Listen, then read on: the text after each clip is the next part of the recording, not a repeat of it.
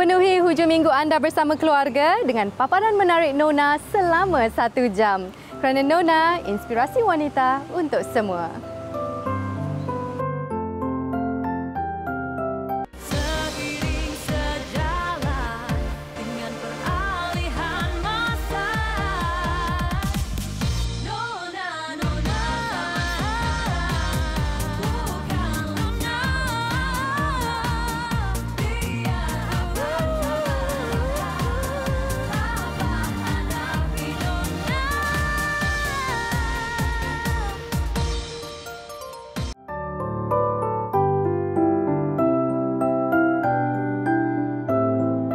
Assalamualaikum dan salam hujung minggu buat semua penonton setia Nona. Berhenti merasa kamu begitu kecil. Kamu adalah alam semesta yang bergembira. Mutiara kata daripada Jalaluddin Rumi, seorang pengkarya sastra ini, acap kali menjadi pegangan, lantas memberi inspirasi kepada golongan manusia meneruskan kehidupan. Segelintir masyarakat tidak dapat lari daripada mengalami masalah kemurungan. Jelas sekali ia adalah perkara yang tidak sihat. Sebagai insan yang mahu hidup dalam kesejahteraan, padamkan gundah dan didiklah jiwa agar usah putus harapan. Bangkitlah dengan dorongan agama dan nilai-nilai positif. Menarik di Nona minggu ini. Macam mana pun keadaan cacat diorang, kita sama, senasib. Kita tak minta dilahirkan macam ni, tapi kalau kita cakap itu tak boleh buat, diorang tak buat. Jangan fikir orang KU ni tak boleh nak buat apa-apa sebarang kerja macam orang lain. Semuanya sama. Minat utama suka masak dan kedua adalah untuk menjamu orang makan. Bila dia datang dan dia makan, bukan sahaja makanan yang sedap tapi meja makan tu cantik. Nabi bersabda, apabila Allah Ta'ala mengkehendaki kebaikan untuk kita, Allah Ta'ala akan uji kita.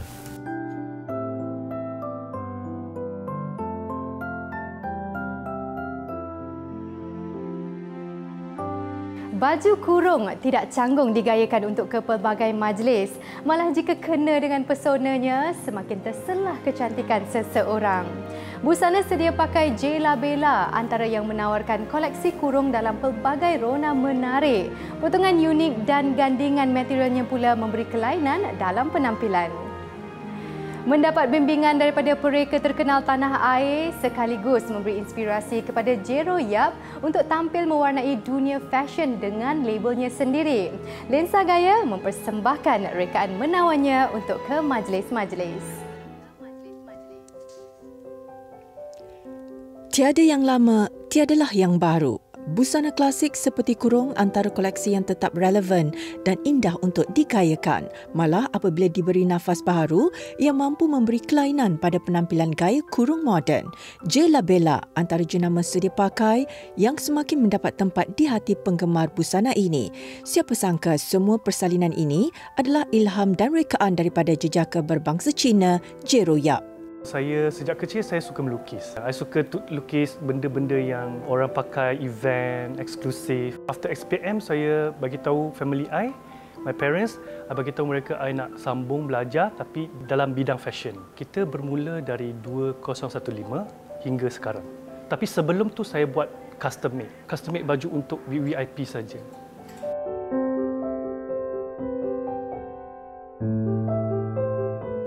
Selain pilihan warna, penambahan sulaman dan teknik lisu lipat pada sisi kurung menyelahkan lagi keindahan rekaan. Gabungan idea ini terlihat sempurna.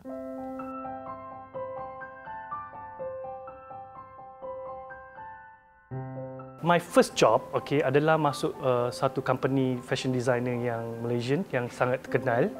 Dia buat baju kurung dan dari situ saya berminat dengan baju kurung. Bagi saya baju kurung bukan setakat baju kurung sahaja. Dia banyak boleh buat dari lace, dari material yang kita gunakan, dari bentuk potongan. Kebanyakan desain kita ada lace, ada sulam embroidery dan ada netting dan ada material yang sangat selesa iaitu Moroccan crepe dan chiffon.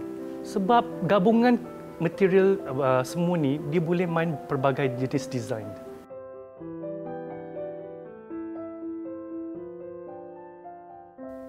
Rekaan kebaya pendek daripada material renda dengan sedikit potongan peplum pada bahagian belakang baju memberi ilusi ramping seorang wanita.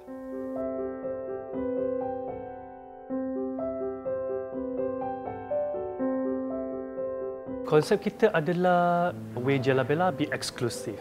Sebenarnya baju kita di banyak range, dari simple dan sampai ke eksklusif di banyak range. Dia boleh pakai daily dan atau pergi event atau kenduri dan wedding, even bride series pun ada. Kalau satu design ni, kalau kita ada 4 color atau 6 color, half adalah pastel dan half adalah dark colors. Dia ikutkan kegemaran orang. Kegemaran orang ada yang suka pastel, ada yang orang suka darker. Identiti design kita ada satu signature design adalah Reta dan Estiana. So every year kita ada penampilan lace dan netting di atas. So itu adalah signature Jalabella. Label ini turut menyediakan persalinan untuk bakal pengantin dan juga yang mahu melangsungkan pertunangan. Kebaya moden dengan elemen kilauan cukup mempesona.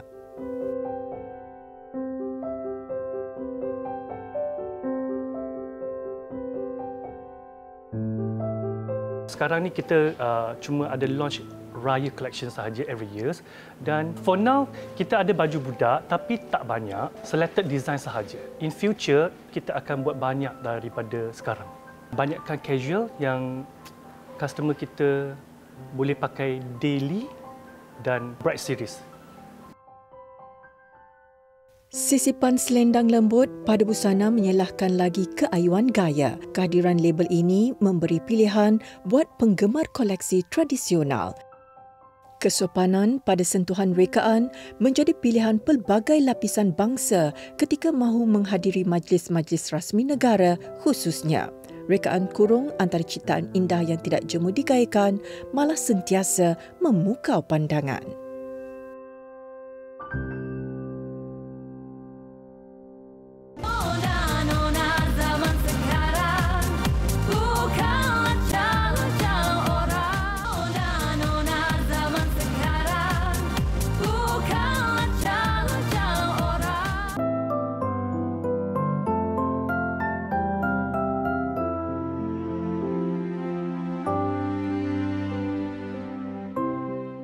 Minggu ini, Nona bersiaran dari Irama Dining Kuala Lumpur. Sebaik melangkah masuk, lokasi ini memberi aura tenang bagaikan kembali ke zaman lampau. Seni bina kolonial asalnya dikekalkan agar ia sama dengan konsep restoran pertamanya di Pulau Pinang. Franchise keduanya ini dibuka sejak setahun lalu dan semakin mendapat tempat di hati pengunjung tempatan. Terletak di tengah ibu kota Kuala Lumpur, secara tidak langsung ia menjadi duta kecil dalam memperkenalkan hidangan Melayu tradisional kepada pelancong asing. Selain hidangan enak, restoran ini turut dibuka untuk tempahan majlis keramaian seperti acara makan malam, ulang tahun istimewa dan sebagainya.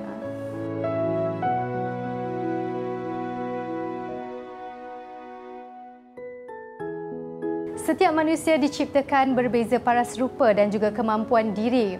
Bengkel Seri Sembilan yang beroperasi di Mambau, Negeri Sembilan, antara pusat setempat yang melatih golongan kelainan upaya agar mampu meneruskan kehidupan dengan usaha sendiri.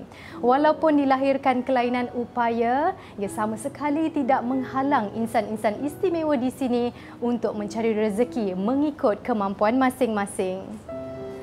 Bengkel ini menyediakan pelbagai kemudahan selain memberi peluang pekerjaan kepada mereka. Usaha murni pengurusan bengkel ini diharapkan dapat memberi inspirasi kepada semua untuk terus berusaha walau apa pun ciptaan fizikal dan mentalnya. Pusat Latihan Orang Kurang Upaya yang telah beroperasi lebih 20 tahun ini adalah sebuah badan bukan kerajaan di bawah penyeliaan Jabatan Kebajikan Masyarakat JKM. Meskipun dalam keadaan serba kekurangan, ia tidak menghalang insan kelainan upaya mencari rezeki di sini.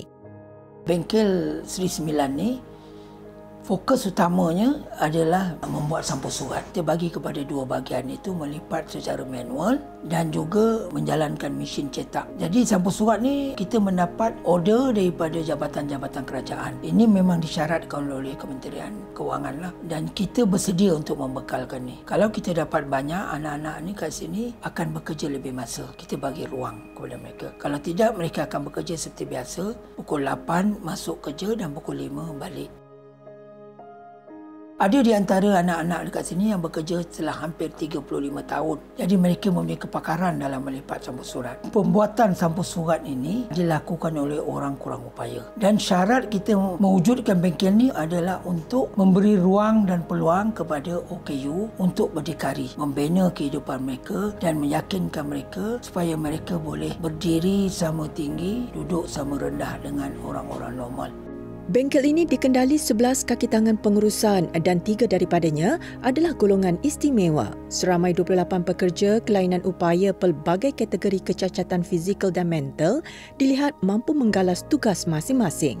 Kemasukan penghuni di sini ada syarat. Pekerja ini kena mohon, kemudian dapatkan pengesahan daripada doktor.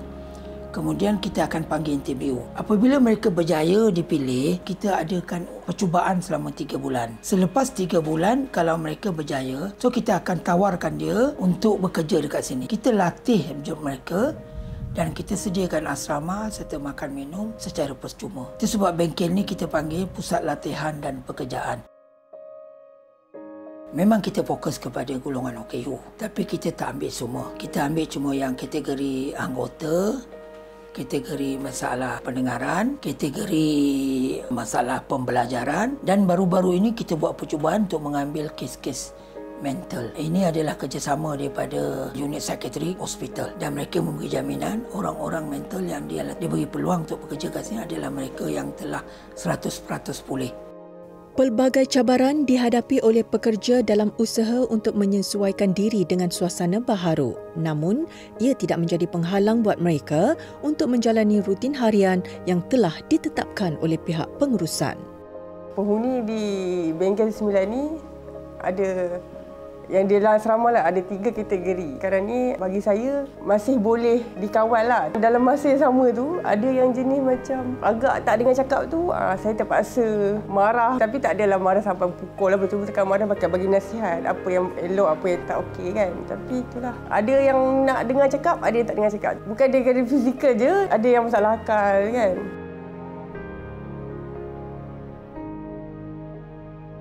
Bagi saya lah, macam mana pun keadaan cacat dia orang, kita sama, senasib. Kita tak minta dia lahirkan macam ni, tapi saya cuba aja apa yang saya mampu je lah. Nak dengar ke tak dengar je lah kan, tapi buat masa ni dia orang lebih menghormati kita. Kalau kita cakap kita tak boleh buat, dia orang tak buat. Banyak yang dengar cakap lah. Melakukan tugas harian memberi kepuasan dan semangat untuk mereka terus merasai kehidupan seperti insan biasa. Golongan ini mampu menghasilkan 1 juta keping sampul surat dalam tempoh sebulan. Selama saya bekerja di sini hampir 4 tahun. Pengalaman saya bekerja, kawan-kawan yang ramai, dapat bekerja sama, tolong-menolong, suasana bekerja pun macam santai, happy lah. Walaupun nampak macam simple tapi dia boleh juga membantu saya dalam pendapatan. Walaupun tak seberapa macam orang lain kat luar. KU ni pun boleh berdikari. Usaha atas diri sendiri, tak ada mengharapkan siapa-siapa. Sama dia macam orang-orang yang kat luar yang normal tu, sama je. Dalam ni macam-macam aktiviti. Kalau ada macam ada sambutan perayaan, dia ada sambut. Macam Maulidul Rasul pun ada sambut. Macam apa-apa yang ada tentang perayaan. Harapan saya kepada macam orang OKU ni jangan fikir orang KU ni tak boleh nak buat apa-apa sebarang kerja macam orang lain. Semuanya sama.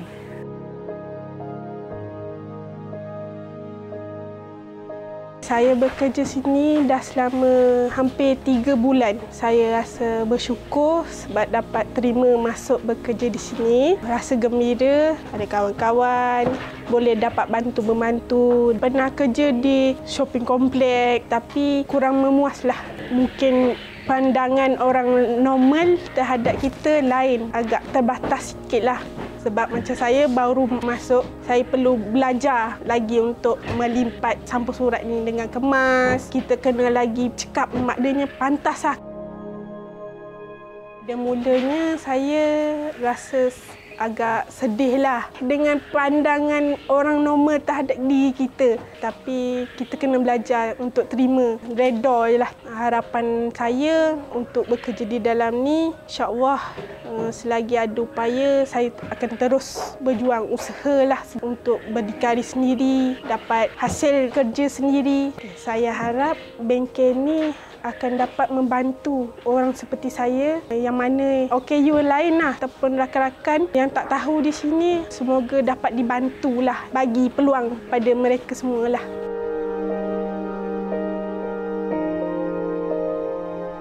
Saya telah bekerja selama setahun lebih di bengkel C9 ni. Berasa syukur alhamdulillah lah sebab dapat menampung untuk diri sendiri. Rasa sangat okey lah sebab ada pekerjaan untuk orang macam ni. Masa tu saya dan abah saya pergi ke Jabatan Kebajikan Masyarakat bertanya ada tak pekerjaan untuk orang OKU kan. Daripada situlah saya rasa teringin dan nak masuk di bengkel ni. Sebenarnya saya tak pernah kerja luar. Saya tak pernah kerja dengan orang macam tu. Ini pertama kali buat saya bekerja dengan orang. Kadang ada jugalah rasa rendah diri. Tapi ramai orang berkata janganlah sebabkan kau punya masalah ni, kau perlu merendah diri. Orang macam ni pun boleh juga hidup di luar ke di mana-mana. Saya fikir buat apa yang selagi benda tu boleh memajukan diri. Walaupun kekurangan tu ada, kekurangan tu bukan penghalang.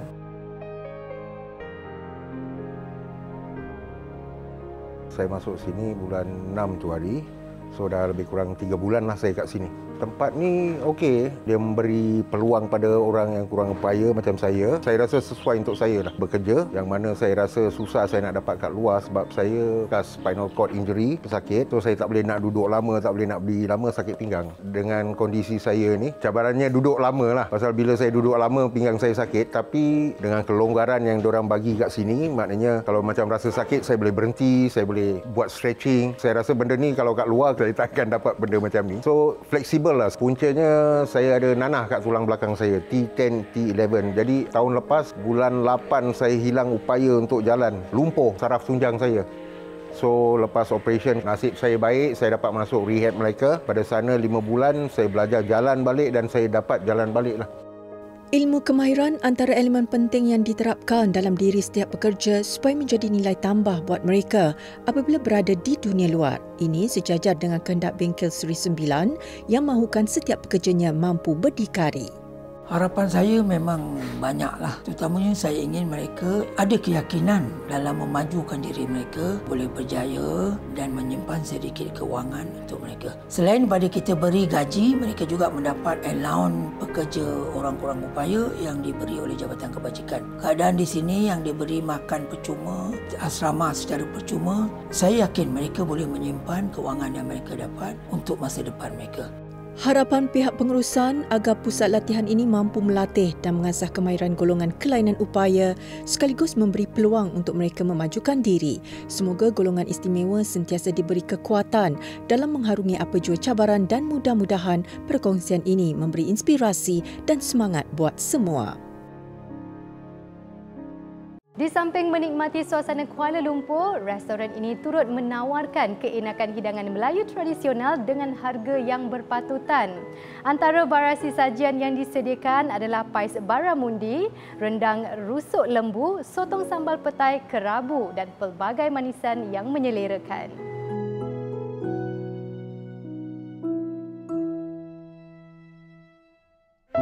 Spageti rendang ayam, menu gabungan timur dan barat memang menyelerakan. Elemen pedas rendang ayam cita rasa Melayu Nusantara yang disatukan dalam sajian barat ini pasti akan memikat selera anda. Ketahui cara penyediaan hidangan istimewa ini bersama Chef Rafi Rosli di Tuang's Cafe yang berlokasi di Ibu Pejabat Polis Petaling Jaya dalam segmen Air Tangan. Berkonsepkan dekorasi hutan hijau, Tuang's Cafe dibuka kepada umum setiap Isnin hingga Sabtu dari jam 7 pagi hingga 10 malam. Pengunjung boleh menikmati variasi hidangan menarik di sini. Hai, Assalamualaikum dan selamat petang. Kami dari Tuang Cafe, saya Falik dan ini Chef Rafi.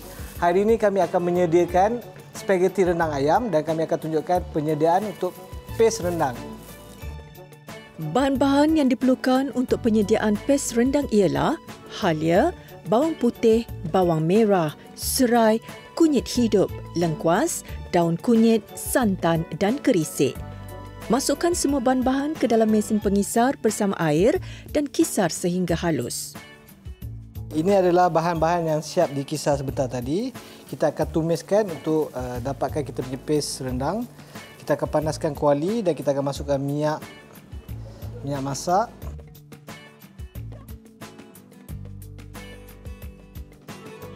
Okey, kita akan tunggu minyak panas sebentar dan kita akan masukkan paste rendang kita.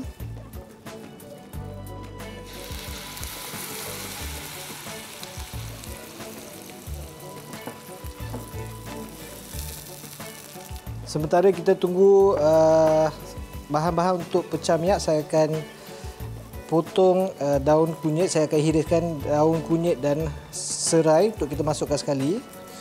Untuk kita tumis sekali. Untuk perkongsian, resepi ini kami dapat ketika kami berkunjung ke luar negara, di mana kami lihat di luar negara terdapat banyak sangat resepi-resepi fusion.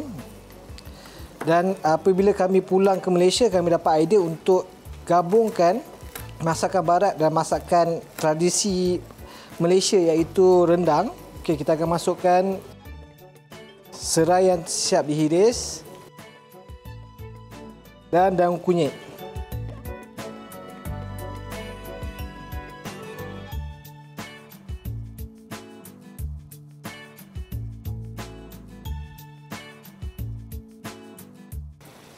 Kita boleh masukkan santan.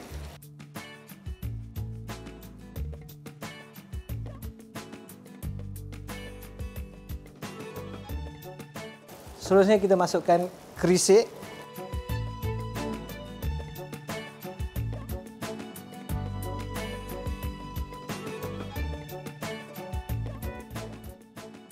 Kacau bahan-bahan sehingga pecah minyak. Paste rendang ini boleh disejuk beku dan juga disimpan selama 3 hingga 4 bulan. Satu lagi tips untuk puan-puan yang menjaga kesihatan, menjaga diet, boleh juga tukarkan santan dengan susu cair. Okey, beza antara kita punya rendang dan rendang kebiasaan yang kita ada di luar sana, ini adalah resepi turun-temurun kita punya chef. Okey, selepas paste kita siap dimasak, kita boleh celuk kita punya spaghetti dan kita boleh teruskan dengan kita punya proses memasak spaghetti. Bahan-bahan yang diperlukan untuk memasak spaghetti rendang ayam pula ialah bawang putih yang telah digoreng, daun parsley, daun kunyit yang telah digoreng, stok ayam, empingan cili kering, garam, lada hitam, daun kunyit, serai, mentega, ayam, spaghetti dan paste rendang. Panaskan kuali dan tumiskan bawang putih bersama mentega yang telah dicairkan. Kemudian, kacau sehingga naik aroma. Seterusnya, masukkan ayam yang telah diperap bersama minyak dan bawang putih. Ayam ini telah diperap selama 15 hingga 20 minit supaya ia lebih sebati dan lembut. Kemudian, masukkan juga 3 batang serai sebagai penyedap rasa. Okey, kita akan masukkan spaghetti seterusnya.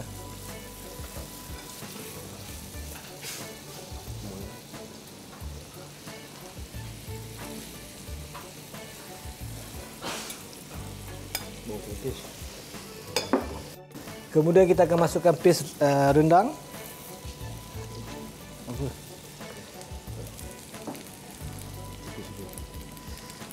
Okey, dekat sini kita akan pakai 3 sudu.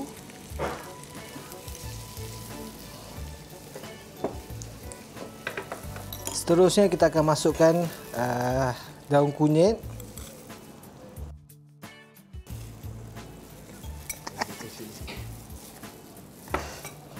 Kita akan masukkan sedikit garam sebagai perasa.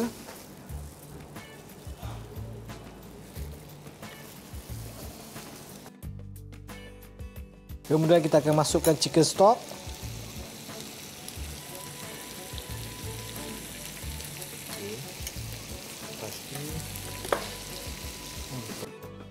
Tambahkan sedikit daun parsley sebagai pelengkap rasa dan hidangan spaghetti rendang ayam sedia untuk dijamu.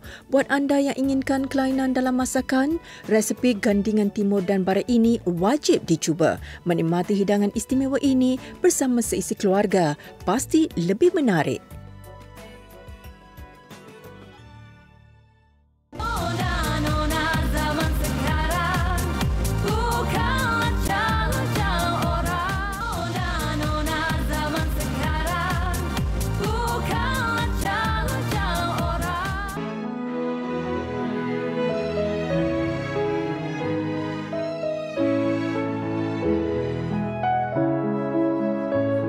Sesekali dapat mengubah corak bersosial bersama keluarga maupun teman-teman cukup menyeronokkan. Selain dapat mengisi masa lapang, aktiviti seperti mencanting batik, menghasilkan wangian lilin, lukisan dan kraft tangan mampu mengasah bakat terpendam.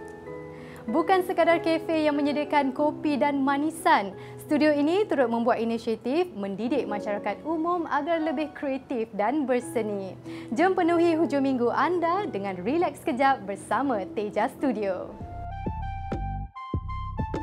Di sebalik kesibukan ibu kota, Teja Studio menjadi tumpuan pengunjung, terutamanya golongan muda kerana gabungan konsep kafe dan bengkel canting batiknya. Kafe ini diusahakan oleh pasangan suami isteri yang mempunyai latar belakang sebagai mereka tekstil dan artisan batik. Idea mereka membuahkan hasil dan pemilik mengadaptasikan minat masing-masing menerusi perusahaan kafe ini. Kita beroperasi daripada 2018. And Teja ni pada awalnya kita join macam event, pop-up booth, and then kita ada buka studio kecil dekat KL City Walk. Lepas tu pandemik happen, jadi kita beroperasi sepenuhnya secara online lah. Kita gabungkan konsep cafe dengan workshop batik ni sebab kita nak orang yang datang kat sini untuk experience mencanting batik tu sendiri. Contohnya kita kan located in Malaysia Tourism Centre. So sometimes macam turis ada yang datang daripada jauh tapi mereka tak sempat untuk pergi ke banyak negeri dekat dalam Malaysia. Contohnya macam Terengganu, Kelantan untuk experience batik tu sendiri. Jadi diorang boleh datang ke sini and then experience batik tu sendiri dekat sini. Beroperasi setiap Selasa hingga Ahad, kafe ini sentiasa dipenuhi pelanggan, terutamanya yang ingin meluangkan masa bersama keluarga dan rakan-rakan.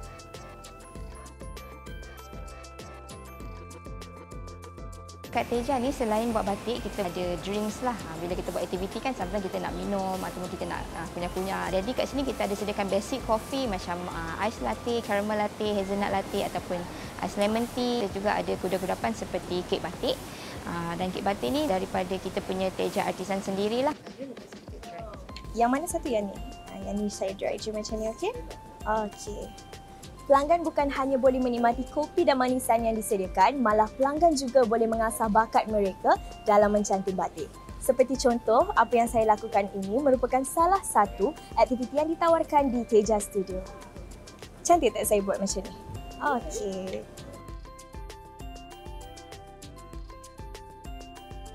Selain dapat mengisi masa terluang, aktiviti yang dilakukan di sini boleh menjadi terapi minda buat sesiapa sahaja, terutamanya bagi pencinta batik dan kraft tangan. Batik colouring painting tu itu kita punya best seller lah, memang orang hari-hari akan datang buat tu. Selain batik painting, kita ada juga batik canting, which is kita akan bagi frame kosong. So customer yang nak belajar pasal batik ni more than colouring, diorang boleh experience sendiri how to do the canting process. Kita juga ada more to like modern craft such as macam art resin keychain, kita ada juga tie-dye, kita ada macam candle making, dan kita ada juga all pastel on tote bag.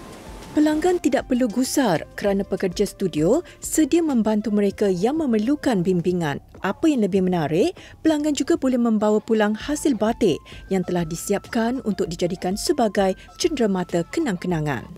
Kita tahu Teja Studio ni daripada TikTok. Lepas tu tengok dekat website lah, ada package-package yang diorang sediakan. Macam sekarang ni, kita orang tengah buat batik painting untuk satu packs RM30 lah. Memang murah lah untuk kita yang baru first try ni kan.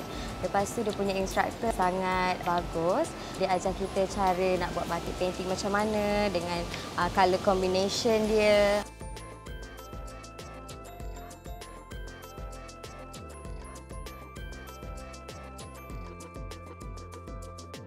I tahu Teja Studio, baik I punya kawan dia pernah datang kat sini. So I tengok macam best je. So I tanya kat dia, macam mana Teja Studio ni, kena bayar berapa semua. So dia share dia punya contact number dengan page dia. I ni tak pandai colouring semua. So I just nak try je. So I pilih yang price dia very reasonable. Hari ni I punya kawan punya birthday juga. So I just nak bagi dia surprise sebab dia suka lukisan, colouring semua. So I just nak bawa dia. Rasai sendiri pengalaman menghasilkan cantingan batik atau pelbagai aktiviti seni lain yang ada ditawarkan. Kepada yang ingin cuba mengeksplorasi hasil seni dan kraft tangan di sini, anda perlulah membuat tempahan di media sosial sebelum berkunjung.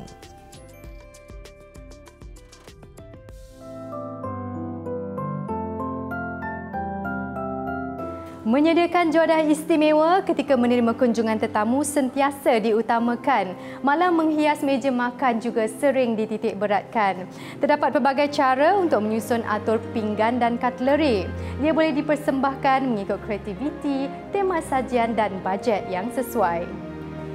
Ada yang sanggup mendapatkan khidmat penata meja makan demi kepuasan tetamu. Ada juga yang mencari idea daripada pelbagai media sosial. The Rumah Kecil milik Husni Zain Zakaria antara platform yang sering berkongsi sentuhan buat sendiri atau DIY untuk menata meja makan.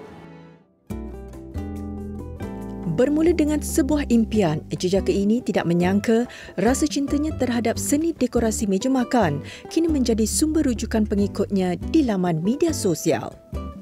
Untuk idea banyak terinspirasi daripada IG Homes, daripada social media, daripada Pinterest, rujukan-rujukan daripada internet. So, saya selalu gabungkanlah, which is idea pertama, idea kedua dan menjadikan satu idea yang saya buat secara tersendirilah.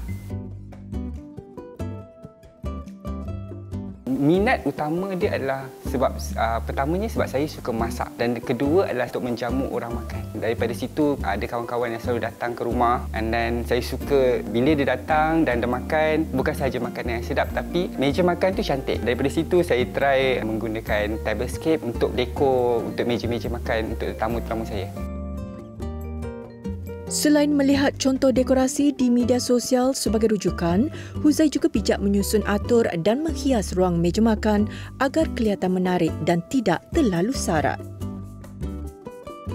Stigma adalah sangat penting. Biasanya orang cakap untuk bidang kreatif, bidang dekor adalah kepada perempuan atau wanita sahaja. Tapi untuk dunia sekarang, bidang ini adalah terbuka. So, kami sebagai kaum lelaki juga ada minat yang untuk melihat sesuatu yang cantik, untuk melihat sesuatu yang menarik. Seperti juga wanita yang suka hiking, bermain bola. So, sekarang ni minat adalah universal. So, daripada situ saya rasa tak salah untuk saya minat untuk mendekor ruang meja makan ataupun rumah.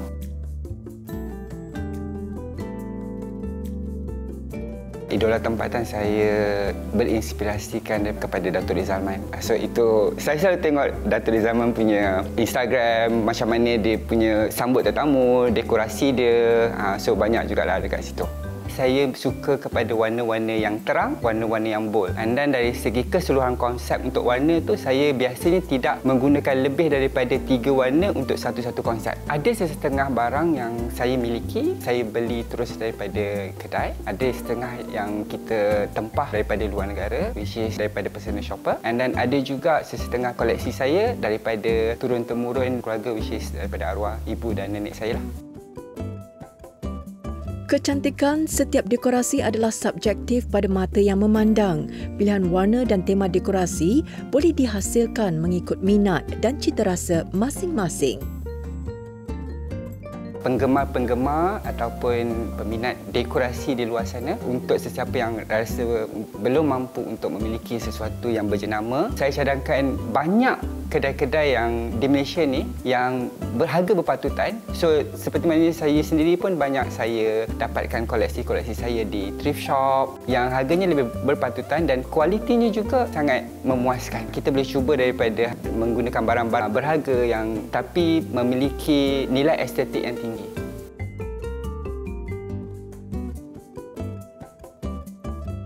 harapan untuk saya secara personally boleh belajar lagi banyak berkaitan dengan tablescaping, terutamanya untuk yang majlis-majlis formal, acara-acara rasmi. Sebab sekarang ni saya belajar sendiri. Yang paling besar adalah untuk belajar lebih dalam lagi dalam bidang tablescaping atau susun atur meja makan. Dekorasi gaya bebas ini menjadi trend terkini buat penggemar deko. Susunan secara rawak membuatkan dekorasi menjadi lebih menarik serta mampu menyuntik aura damai dan berbeza. Suasana tenang sebegini turut menjadi terapi buat penghuni kediaman.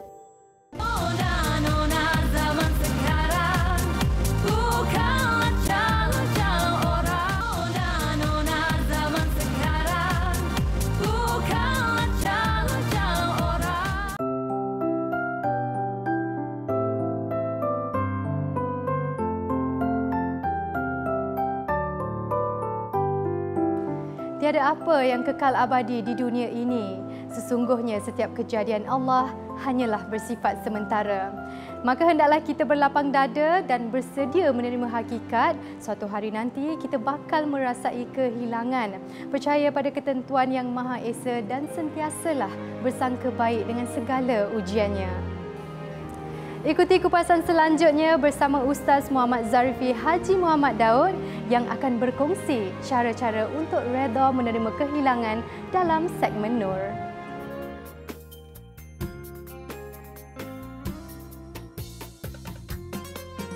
Assalamualaikum warahmatullahi wabarakatuh, para penonton yang dirahmati Allah Ta'ala sekalian. Ubat duka lara. Dalam kehidupan kita ini memang kita selalu diuji, kan? Ujian itu macam-macam datang. Ada kalanya kita diuji dengan sakit, kan? Dan kalaulah ujian itu tak kena kepada kita, ada kalanya diuji pasangan kita, diuji suami, diuji isteri kita ya dengan sakit, ataupun diuji ibu bapa kita yang sakit. Tuan-tuan rahmati Allah Ta'ala sekalian, dalam surah Al-Baqarah Allah Subhanahu Wa Ta'ala berfirman, Bismillahirrahmanirrahim. Kata Allah Subhanahu Wa Ta'ala, wa asa an takrahu syai'an wa huwa khairul lakum.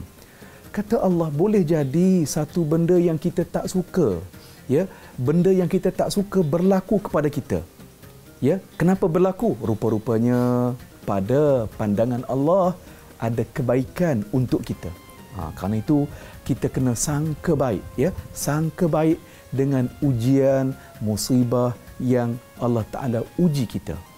Saudara penonton, para ulama tadabbur telah memperincikan, mereka mengatakan Nabi Ayub alaihi salatu wassalam diuji dengan sakit kulit itu selama 3 tahun. Pendapat yang kedua mengatakan Nabi Ayub diuji dengan sakit kronik itu selama 18 tahun. Ya Allah, lamanya Nabi Ayub diuji oleh Allah. Tetapi Nabi Ayub tetap sangka baik kepada Allah Subhanahu Wa Taala. Kerana itu tuan-tuan, nombor 1, ujian yang datang menimpa kita, janganlah kita berduka cita. Kerana Allah Ta'ala mahu mengangkat darjat kita. Dalam sebuah riwayat hadis, Rasulullah sallallahu alaihi wasallam bersabda, "Man yuridillahu bihi khairan yusib minhu." Nabi bersabda, apabila Allah Ta'ala mengkehendaki kebaikan untuk kita, Allah Ta'ala akan uji kita. Allah Ta'ala pasti akan uji kita. 1. Nombor 2, ujian yang Allah Ta'ala beri kepada kita merupakan tanda kasih sayang Allah kepada kita. Mungkin penonton sekalian, mungkin selama ni kita tak cakna tentang solat, ya. Mungkin dah lama dah kita tinggalkan tikar sejadah. Mungkin dah lama dah kita tak kunjung ke masjid. Jadi Allah Ta'ala uji kita sebagai, ya, cara untuk tarik kita, pimpin kita kembali ke pangkal jalan. Kerana itu, apabila kita ditimpa ujian, para penonton, nombor 1, kita mesti banyakkan berzikir kepada Allah Subhanahu Wa Taala. Dengan zikir itulah akan memberikan ketenangan kepada kita. Nombor 2, cari kekuatan dengan kita bertemu orang yang mahir ataupun orang yang pakar dalam masalah yang kita hadapi. Kerana pakar tersebut ataupun orang yang mahir tersebut, mereka akan membantu kita tunjuk jalan untuk keluar daripada masalah kita tersebut. Sekiranya kita menghadapi masalah emosi, bertemulah dengan pakar kaunseling ataupun pakar psikologi. Mereka akan memberikan kepada kita petunjuk jalan untuk kita keluar daripada masalah tersebut. Nombor 3, tuan-tuan dan puan yang dirahmati Allah Ta'ala sekalian. Tentunya di atas dunia ini memang pentas untuk diuji. Ingat dalam Al-Quran Allah Ta'ala menyatakan kepada kita, inna ma'al usri yusra. Sesungguhnya pada setiap kesusahan itu pasti akan ada kemudahan. Maknanya kata ulama, apabila kita diberikan ujian yang berat, ujian yang besar, percayalah di depan nanti akan ada berita baik yang besar juga kepada kita. Ya, maknanya ada kebaikan yang Allah Ta'ala nak bagi kepada kita. Maka dengan sebab itu janganlah kita berduka cita, berduka lara lama-lama sangat. Ya, sebaliknya kita cari kekuatan, kita cari ilmu, cari sahabat, cari orang yang pakar untuk membantu kita untuk kita keluar daripada masalah tersebut.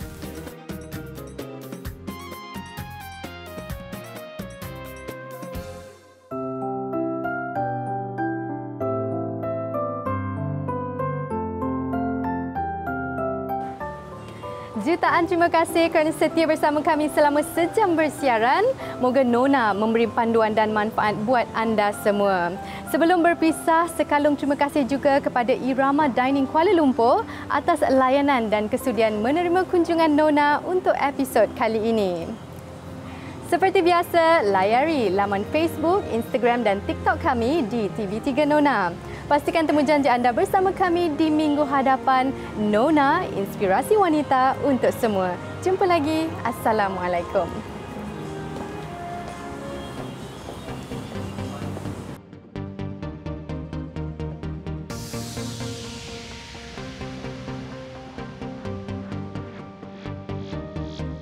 Sri Kandi masa kini yang bekerja ya juga ibu.